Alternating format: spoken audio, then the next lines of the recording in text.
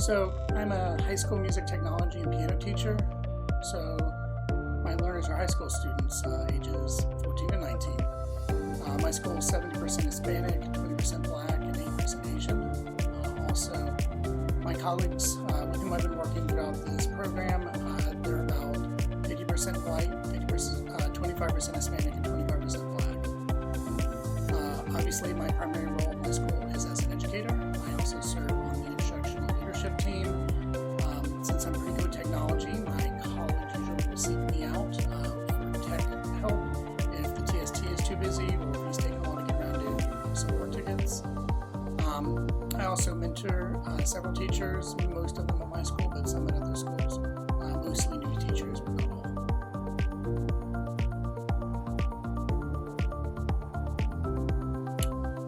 Our county requires that teachers participate in 20 hours of professional learning each year.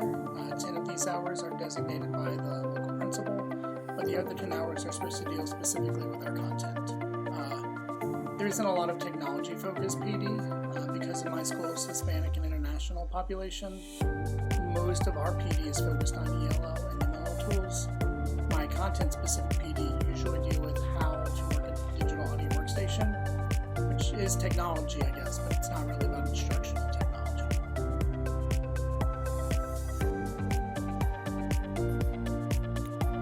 My school doesn't really discuss or prioritize these standards.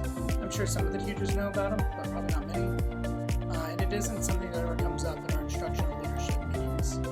So yeah, as a school, we don't really use them.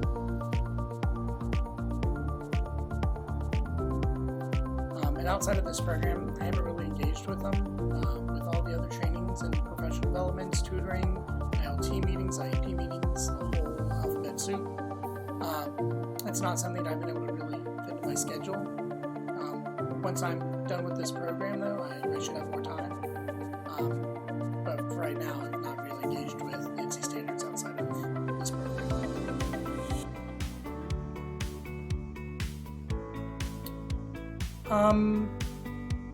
Coincidentally, I think would be the best answer.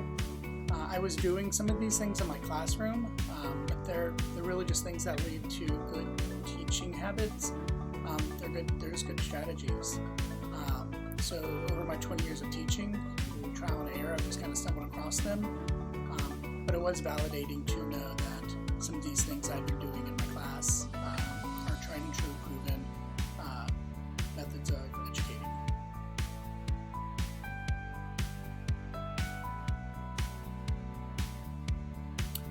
Yeah, I think it has. I do a lot more modeling for my students now than I did before.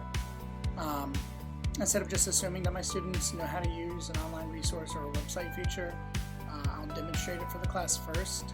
If we're having a completely asynchronous lesson, I try to provide videos and screenshots of what I'm looking for or how to navigate technology. I also created a whole unit about ethical use and legal use, copyright, Creative Commons, intellectual property, and fair use. These things should be in my standards. They're so common in the music industry, but they're lacking, and when I saw that the NC standards cover them, I knew that I needed to include them.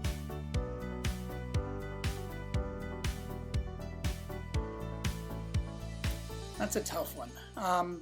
Probably any of them that demonstrate my students' works. They did some really amazing stuff in my class, and I love being able to show it off. I know that artifacts 9, I think 11, and 12 all had videos of some of my students' projects. But I know that there are also some others that had some pictures and screenshots of their works as well. I just can't remember which ones off the top of my head.